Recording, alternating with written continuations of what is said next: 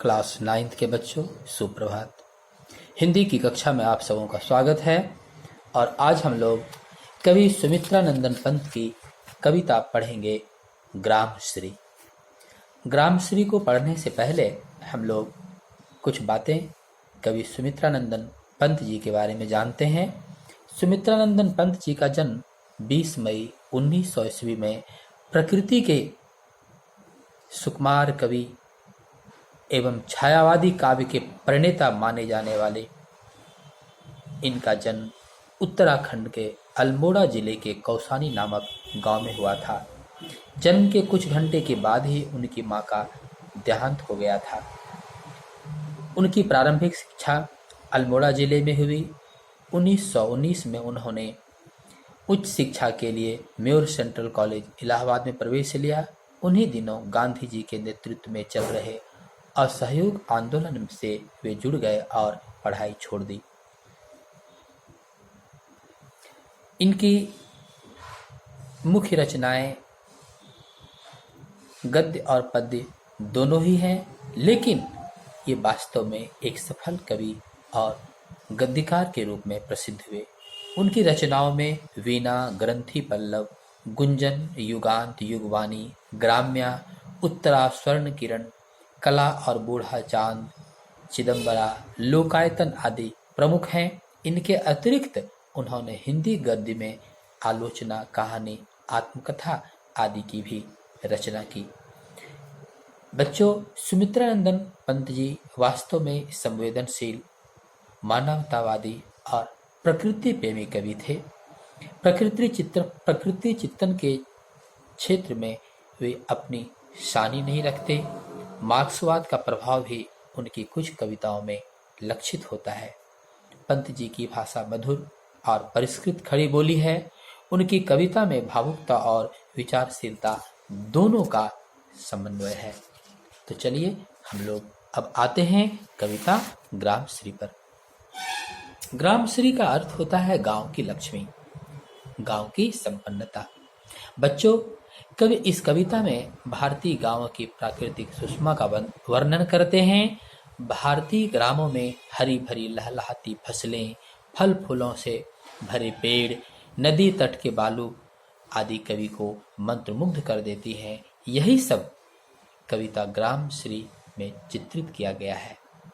तो चलिए आप पेज 126 निकालिए और ध्यान से देखिए। फैली खेतों में दूर तलक मखमल की कोमल हरियाली, लिपटी जिससे रवि की किरणें, चांदी की सी उजली जाली। तिनकों के हरे हरे तन पर हिलहरित रुधिर है रहा झलक, श्यामल भूतल पर झुका हुआ नभ का चिर निर्मल नील फलक।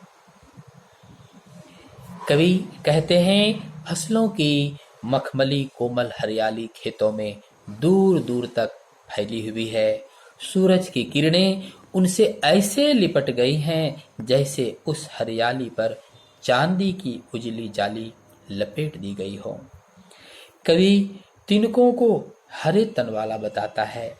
ऐसे हरे तिनकों में हरियाली इस प्रकार समा गई है जैसे नसों में बहता हुआ खून। फसलों की हरी तिमा से सांवली हुई धरती के ऊपर विशाल आकाश का कभी न धूमिल पड़ने वाला नीला फलक मानो नीचे झुककर धरती को छू लेना चाहता है। यहाँ कवि ने प्राकृतिक सौंदर्य का बड़ा ही मनोहारी चित्रण प्रस्तुत किया है। दूसरी पंक्ति देखिए। रोमांचित सी लगती वसुधा, आई जौ गेहूं में बाली, अरहर सनई की सोने की, किंकिणियां हैं शोभाशाली। उड़ती भीनी तैलाक्त गंध, फूली सरसों पीली पीली, लो हरित धरा से झांक रही, नीलम की कली तीसी नीली। कवि आगे कहते हैं, गेहूं और जौ में जो नव विकसित बालियां हैं, अरहर और सनई की पकी फसलों में फलियों के बीच हवा से हिलकर बज उठने वाले गोल सुनहरे दाने हैं। फूली सरसों का पीला रंग और उनके फूलों से हवा में बिखरती तैली सुगंध है। हरी हरी धरती से निकलने वाले नीले फूल सिर पर सजाए जा तुलसी के छोटे हैं। इन सब का एकत्रित सौंदर्य देखकर मानो धरती रोमांचित हो गई है, पुलक और प्रसन्नता से भर सी गई है। यहाँ पीली पीली में पुनरुक्ति प्रकाश अलंकार है। अनुप्रास अलंकार की छटा सर्वत्र दिखाई देती है। भाषा सरल और सुबोध है। यहाँ लहलहाती फसलों के अनुपम सौंदर्य का चित्रण किया गया है। वसुधा और तिसी का मानवीकरण भी किया गया है। अब आप तीसरी पंक्ति देखिए। रंग रंग के फूलों में रिलमिल हंस रही सखियां मटर खड़ी, मखमली पेटियों सी लटकी, छीमियां छिपाए बीज लड़ी। फिरती है रंग रंग की तितली, रंग रंग के फूलों पर, फूले फिरते हैं फूल स्वयं, उड़ उड़ वृत्तों पर। आगे कवि कहते हैं, मटर के फूल और फलियों वाले पौधे ऐसे सुंदर लग रहे हैं जैसे मानो विस्तृत फसल राशि की ये सभी सखियां हों, सहेली हों। फसलों की मटर रूपी ऐसी सखी रंग बिरंगे फूलों को लिए खेतों में खड़ी हंस रही है।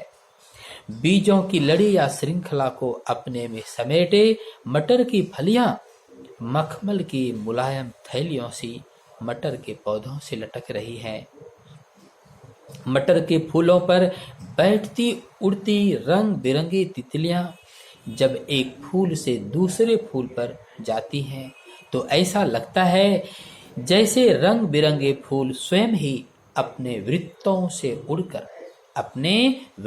से उड़कर दूसरे वृत्तों पर जाकर बैठ जाते हों। यहाँ पर छिमिया छिपाए में अनुप्रास अलंकार है।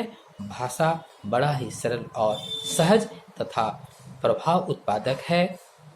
रंग रग उड़ में पुनरुक्ति प्रकाश अलंकार का चित्रण हुआ है। और अब हम लोग नेक्स्ट पंक्ति लेते हैं। अब रजत स्वर्ण मंजरियों से लद गई आम्र तरु की डाली, झर रहे ढाक पीपल के दल, हो उठी कोकिला मतवाली।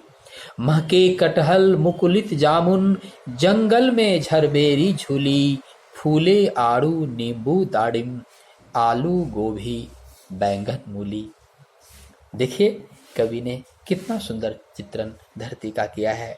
कवि कहते हैं कि गांव की धरती केवल फसलों से सौंदर्यपूर्ण नहीं है, बल्कि बाग बगीचों में उगे आम की डालियां भी अब बोरों से लद सी गई हैं, उनकी शोभा बढ़ा रही हैं।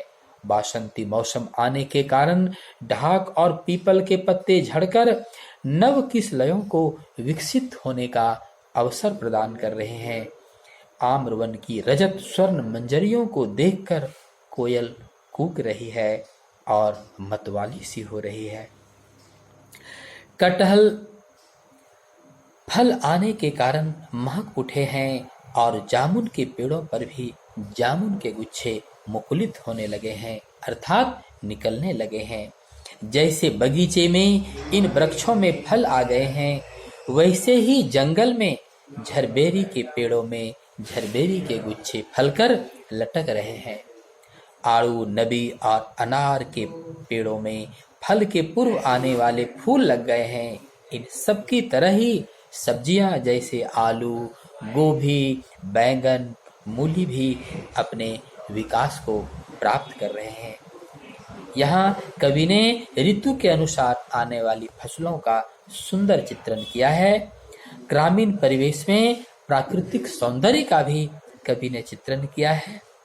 तत्सम तद्भव शब्दावली का प्रयोग हुआ है और काव्य में यहाँ पर बिल्कुल लयात्मकता के गुण स्पष्ट दिखाई पड़ते हैं। तो बच्चों, इस प्रकार आज हमने 4 पैराग्राफ को पढ़ा।